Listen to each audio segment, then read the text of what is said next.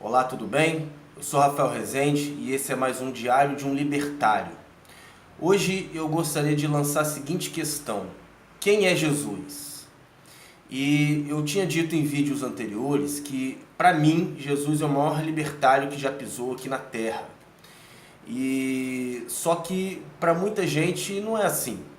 E na época em que ele esteve aqui, existiu uma dúvida muito grande também sobre quem é Jesus, né? Quem é essa figura diferente das outras figuras, né? Como eu já disse também em outros vídeos, na época dele, apareceram outros indivíduos, né, se auto-intitulando Messias, né, o enviado de Deus aqui na Terra.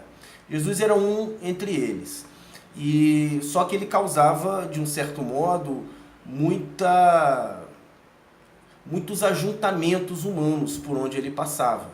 E isso estava causando preocupação entre as autoridades, obviamente, porque as autoridades eram a interface, né, entre o povo e o Império Romano. E as autoridades religiosas, que também eram autoridades de um certo modo políticas, não queriam perder o seu lugar para Jesus. Eles acreditavam que Jesus queria tomar o lugar deles, o que não era o caso. Mas eles acreditavam que sim. Agora, o resto do povo tinha dúvidas a respeito de quem era Jesus. Alguns acreditavam que de fato ele era o Cristo, o enviado de Deus à Terra. Outros acreditavam que não, né, que ele era só um cara que estava entre muitos ali. Na família dele, os irmãos dele também tinham dúvidas, não sabiam exatamente quem ele era. E ele foi gerando essa angústia nas pessoas por não terem uma certeza a respeito de quem ele realmente era. Alguns achavam que se ele realmente fosse o Messias, ele deveria se levantar de forma política, ele devia se armar para libertar o povo judeu das garras dos romanos, mas de modo físico mesmo, né? Que ele fosse um revolucionário. Era uma das demandas, entre tantas demandas que o povo tinha com relação à figura de Jesus. Então, lendo aqui em João 7, é muito interessante a gente ver que essa dúvida surgia no meio deles. E aí ele diz o seguinte, né? Depois disso, andava Jesus pela Galiléia e já não queria percorrer a Judéia, porque os judeus procuravam matá-lo. Então, em algumas regiões, a estadia dele foi tão controversa que as autoridades queriam assassiná-lo. Então, ele evitou de ir para esses lugares para que ele não fosse assassinado, ainda não era o momento dele. E é muito interessante que nos tempos de Jesus, a forma como você tinha de levar a sua mensagem era andar de aldeia em aldeia, de cidade em cidade, transmitindo a sua mensagem na rua, que era isso que ele fazia. E aí, à medida que ele falava, ele atiçava a curiosidade das pessoas ao redor e contam aqui os evangelhos que por onde ele passava as multidões afluíam para próximo dele, tanto para que fossem, de um certo modo, curadas, né, das suas doenças, para ver os milagres dele, quanto para ouvir o que ele tinha a dizer. E Jesus, de fato, é uma figura histórica, né, muito interessante, porque ele ajuntava as multidões e espalhava as multidões. Né, porque, à medida que as multidões iam se ajuntando, aquele ajuntamento ia virando um grande oba-oba. As pessoas estavam ali para ver os milagres, né, para ver a festa, para ver a bagunça. Nós humanos, em geral, temos isso, né, onde a gente vê o muvuca, a gente quer estar, a gente quer se aproximar daquilo para saber o que é, para dar nossa opinião sobre aquilo, para fazer o nosso julgamento, ou para jogar uma pedra, o que quer que seja. Né? Então, à medida que essas multidões afluíam, a mensagem de Jesus vinha de forma mais dura, porque ele sabia do oba-oba que aquelas pessoas estavam em busca. E não era isso que ele tinha para oferecer. Ele não queria apenas milhões de seguidores, né? Ele não ia ganhar nada com isso, na verdade. Ele até poderia ganhar se o objetivo dele fosse fundar uma religião. Mas o objetivo dele não era fundar uma religião.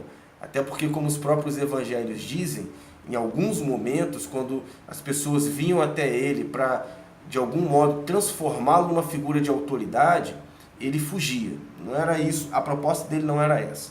Então, como ele sabia que ele não era muito querido ali na região da Judéia, ele foi para a região da Galiléia, uma outra região, para poder levar a sua mensagem. Ao se aproximar, porém, a festa dos judeus, chamada de a festa dos tabernáculos, os irmãos de Jesus lhe disseram: sai daqui e vai para a Judéia, para que os teus discípulos vejam os milagres que você faz. Ninguém que procure ser conhecido em público faz coisa alguma em oculto. Já que fazes essas coisas, manifesta-te ao mundo. Ninguém que procure ser conhecido, né? Se você quer ser conhecido, você vai para público. Você não fica escondido. E os irmãos dele estavam dizendo isso. Você não quer ficar famoso? Você não quer virar o famosinho aqui? Então vai lá para a Judéia e mostra os milagres que você está fazendo. Pois até os irmãos não criam nele. Disse-lhe Jesus: o meu tempo ainda não chegou. Para vós, porém, qualquer tempo é tempo. O mundo não vos pode odiar, mas me odeia porque dele testifico que suas obras são más. Subi vós à festa. Por enquanto não subirei a essa festa, porque o meu tempo ainda não chegou. Então o que ele está dizendo é que o ódio que as pessoas tinham dele é porque, como o que ele tinha para dizer era luz, essa luz iluminava as trevas da ignorância humana. E obviamente que ninguém gosta de ver sua ignorância revelada. Ninguém gosta de ver aquilo que tem de estúpido e de bruto e de duro revelado. A gente sempre esconde isso muito bem para que ninguém enxergue. E aí quando as pessoas estavam diante de Jesus, a própria mensagem de Jesus já revelava isso. Jesus não jogava nada na cara de ninguém. Ou pelo menos não é isso que os textos revelam. No entanto, apenas a pregação da palavra já era reveladora para quem estivesse escutando. Então ele disse: eu não vou, vão vocês, daqui a pouco eu vou porque ainda não é o meu tempo. Tendo dito isso, Jesus ficou na Galiléia. Depois que seus irmãos subiram à festa, porém, ele foi também, não publicamente, mas em oculto, porque ele sabia que estava sendo perseguido. Ora, os judeus o procuravam na festa e perguntavam: onde está ele? Porque era uma festa que sabiam que, em geral, nas festas judaicas, Jesus estava presente para poder pregar sua mensagem. Ele sabia que ali naquelas festas estariam muitas pessoas e ele ia ali justamente para atingir essas pessoas com a sua mensagem. Assim como hoje eu faço e muitas outras pessoas fazem, gravando seus vídeos e colocando nas redes sociais, para que muitas pessoas possam ter acesso ao que a gente está dizendo. Cada um, obviamente, com a sua motivação. A motivação de Jesus era levar sua palavra para que mais corações fossem libertos. Então, havia grande murmuração entre as multidões a respeito dele. Uns diziam: ele é bom. Outros respondiam: não, ele engana o povo. Então, Jesus naquela época já era uma figura bastante controversa. Ninguém, porém, falava dele abertamente, por medo dos judeus. Quando a festa estava na metade, subiu Jesus ao templo e começou a ensinar. Então, Jesus esperou a festa se iniciar, as pessoas ficarem ali entretidas com a festa, e aí no meio da festa ele vai até o templo, que é onde a maior parte das pessoas estavam, e ali no templo ele começa a ensinar, justamente no lugar em que ele era mais perseguido, porque é justamente no templo onde tem as autoridades judaicas. Quando a festa então estava na metade, Jesus vai ao templo e começa a ensinar. Os judeus estavam admirados e perguntavam: como é que ele sabe tanto sem ter estudado? Respondeu Jesus: o meu ensino não é meu, ele vem daquele que me enviou. Então ele estava dizendo que o ensino dele vem de Deus. Agora, como que ele podia garantir isso para aquelas pessoas? E como que ele pode garantir isso para mim ou para você?